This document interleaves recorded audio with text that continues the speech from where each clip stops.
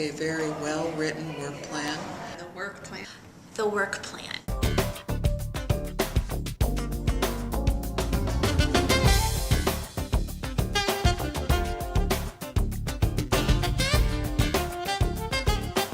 You have to make the business case and link the dots, connect the dots to the communications issues for that business case. You have to identify your audience and how that audience needs to have their communications delivered, their preference on that approach. And then based on that, you have to have measurable, specific objectives. And at the end of the day, that's what you're trying to do, capture attention. And if it's not, if that's not part of the equation, then everything is lost.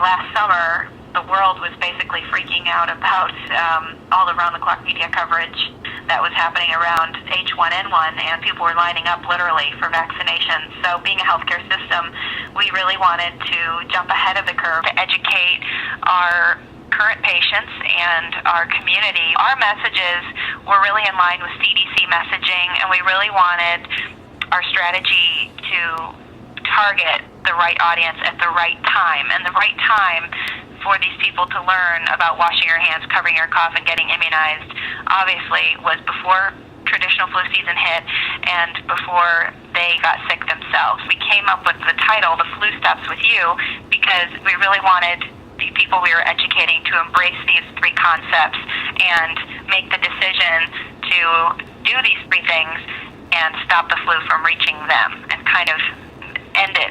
We got a lot of comments from the community that they kept looking for resources and for ways to protect their family from this pandemic, and we were one of the few resources that they were able to find that gave them comprehensive information, told them what they could do to prevent this, and not only that, but pointed them in the right direction as far as doctors that they could talk to or different tools that they could use to really continue educating themselves on flu prevention and share those messages with their friends and family too.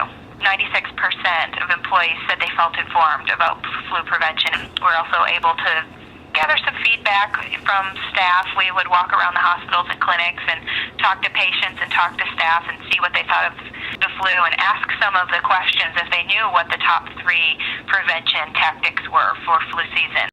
I think the biggest bang for our buck probably was actually having our marketing and communication staff and employees out in the community and out in our clinics and hospitals sharing these messages with patients and educating them face to face. Giving people these tools really helped them feel empowered and engaged them in who Scripps is and what we're doing for the community and, quite frankly, what we're doing for employees. They felt engaged and they took that engagement out into the community. It was definitely empowering for employees, and it gave them the confidence to be healthy, stay healthy, and promote flu prevention and wellness.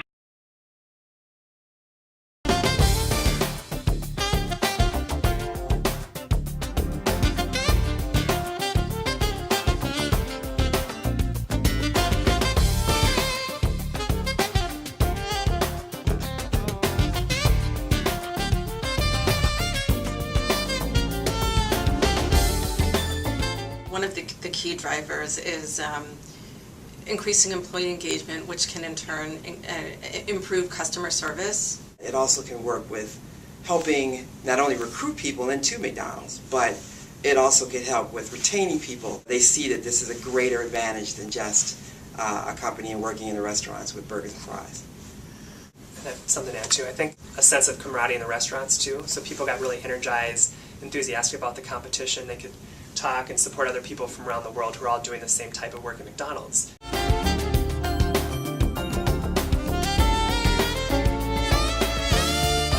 So the challenge of sort of developing a framework that we can send out to the countries to say, here is an idea of how to run a contest in your particular country, but also allowing them the freedom to develop that contest how they feel it would work best in their country. The beauty of this freedom in the framework concept that Tim talked about is that it really allows a market, a country, or even as we refer to, an area of the world, to take this concept and to really run with it. So Japan, for example, they actually opened up the contest to their customers. Go back to the concept of our employee value proposition and what McDonald's does for its employees in Japan. We're literally opening up the doors of our restaurants and having customers come in and participate alongside with our employees. It's just such a powerful message. It was the first time we had a integrated approach using social media towards the same goal. So that one goal is driving people to the Voice of McDonald's voting website. The other half of it was how do we create a toolkit for the contestants themselves. We wanted to allow those semifinalists to take assets we created like graphics, videos, banners, and then promote themselves in social media channels. Some created websites, they created YouTube channels, they created Facebook fan pages. One of the things that was really cool with this competition in the third iteration is you got to see the family and friends supporting the contestants themselves. On previous competitions, you just had online voting.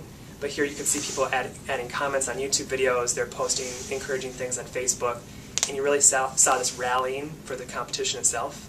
We raised the votes from about 46,000 votes to nearly 700,000 votes. If you sort of look at the chain of employee engagement, customer service, customer retention, or repeat customer visits, and if you go down the line there, even to if you try to look at the bottom line of a restaurant's P&L, it's a long shot and we haven't quite cracked the code on it, but it's something actually that our team's looking at for the next Voice of McDonald's.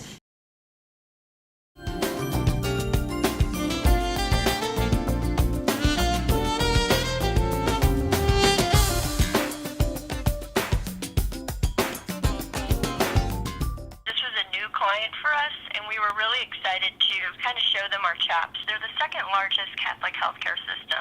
They've got 65,000 employees spread across 20 states. You have a lot of their employees that identify themselves more with the local facility they're working for rather than the large parent of Catholic health initiatives. Previously, they've really relied on all of the local HR team leaders to communicate benefits and wellness initiatives to their employees. And that approach proved to be very difficult to keep the messaging consistent. It proved to be very time-consuming and expensive. Another kind of long-term challenge for them was that they really needed to rein in their increasing healthcare costs. Especially since they're in the medical field, CHI realized they really needed to do a better job of educating their employees about healthy behaviors and educating them about how to better utilize their benefits.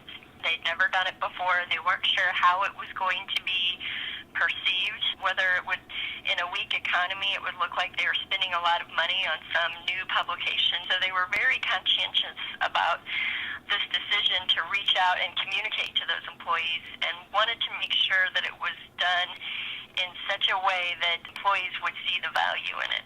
A lot of our respondents were finding the content satisfying. 69% said the first issue was very relevant. 78% of the respondents said the second issue was very relevant.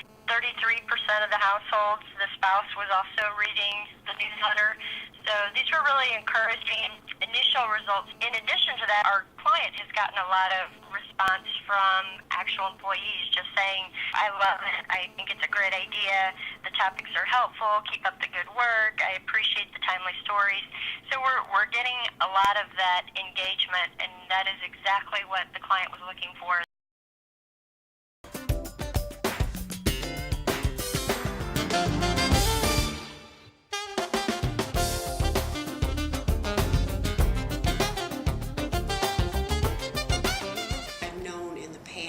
People who have used it for work performance enhancement, going to their superiors and saying, look, I was judged by this group of my peers as having this performance, that performance, what have you. And so it's a positive to let them know that you're worth the money.